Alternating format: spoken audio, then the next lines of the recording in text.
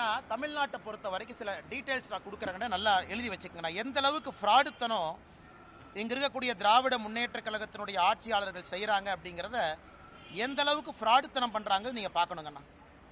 ஆனால் அதாவது நான் சொல்கிறது நல்லா கேட்டுங்கண்ணா, தமிழ்நாட்டை விட பின்தங்கிய மாநிலங்கள் இந்தியாவில் நிறையா இருக்குங்கண்ணா.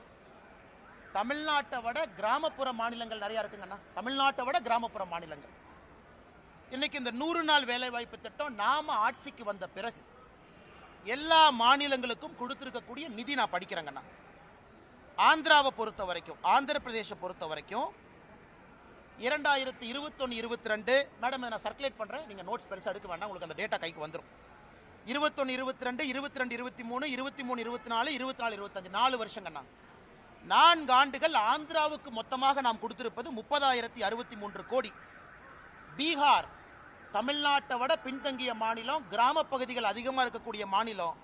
பீகாருக்கு 4 ஆண்டுகள் நாம் கொடுத்திருப்பது 24,726 கோடி. குஜராத் 4 ஆண்டுகளில் 100 நாள் வேலைவாய்ப்பு திட்டம் குஜராத் நல்லா கவனிச்சுக்கங்கண்ணா. குஜராத்துக்கு நாம் கொடுத்திருப்பது வெறும் 6,613 கோடி.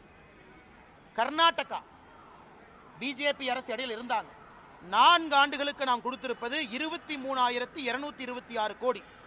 கேரளாவிற்கு 13,000 கோடி. மத்திய பிரதேஷ் தமிழ்நாட்டை விட பின்தங்கிய மாநிலம் 26,000 கோடி. ஒரிசா 18,000 கோடி.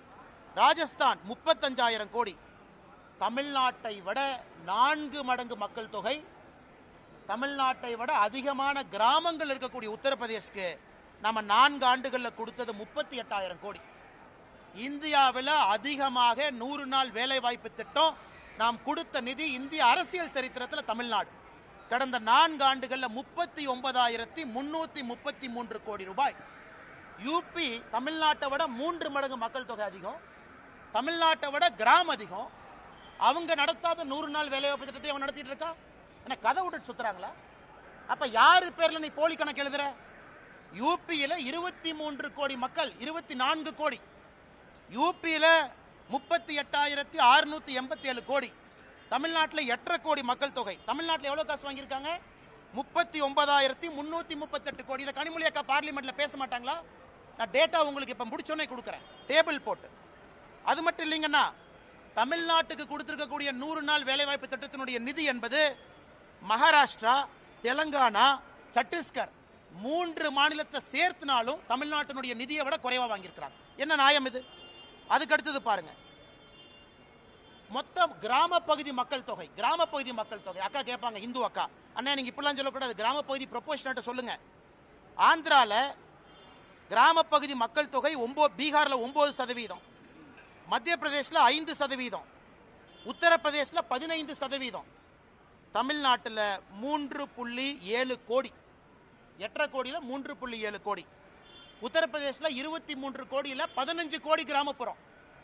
23 கோடி மக்கள் தொகையில் 15 கோடி கிராமப்புறம், அவன் 38,000 கோடி. 8.5 கோடி மக்கள் தொகையில் 3.7 கோடி கிராம மக்கள், ஆனால் நான் 39. அப்ப இடையில எவனோ பணத்தை சாப்பிட்றான். Clear, data clear.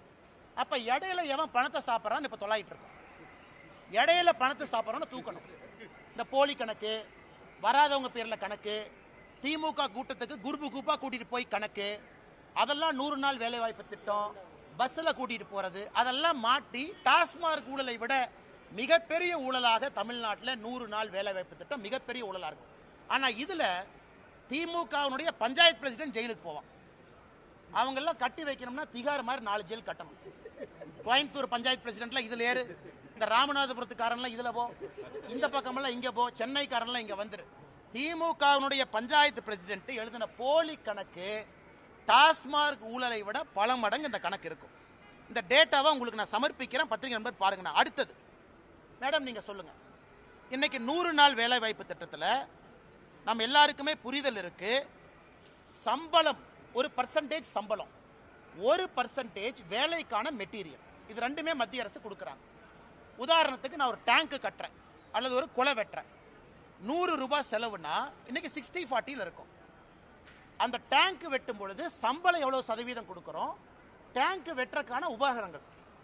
தமிழ்நாட்டில் இன்னைக்கு நிலுவையில் இருக்கக்கூடிய சம்பளம் 87%. மொத்த காஸ்ட்ல 87% சம்பளம் பாக்கினா அது 60-40 தான் இருக்கணும். அப்ப 87% சம்பள பாக்கினா நீ போலி கணக்கு எழுதுற. நீ போலி கணக்கு எழுதுறதுனால வேஜ் பில் அதிகமாகுது, மெட்டீரியல் பில் அதிகமாகல. இதையெல்லாம் நான் மத்திய அரசுக்கு கடிதமாக ஆதாரபூர்வமாக ஈரோட்டில் ஒரு பஞ்சாயத்து எடுத்து ஒரு பஞ்சாயத்தில் மட்டுமே நடக்கக்கூடிய தவறுகளை நான் கடிதம் எழுதிட்டேன். இந்த கேள்வி நீங்கள் கேட்ட பிறகு ரிலீஸ் பண்ணுங்கிறக்காக வெயிட் பண்ணோம். இப்போ ட்விட்டர் பக்கத்தில் 1 மணி நேரத்தில் இந்த டேட்டாவை போட்டுறோம்.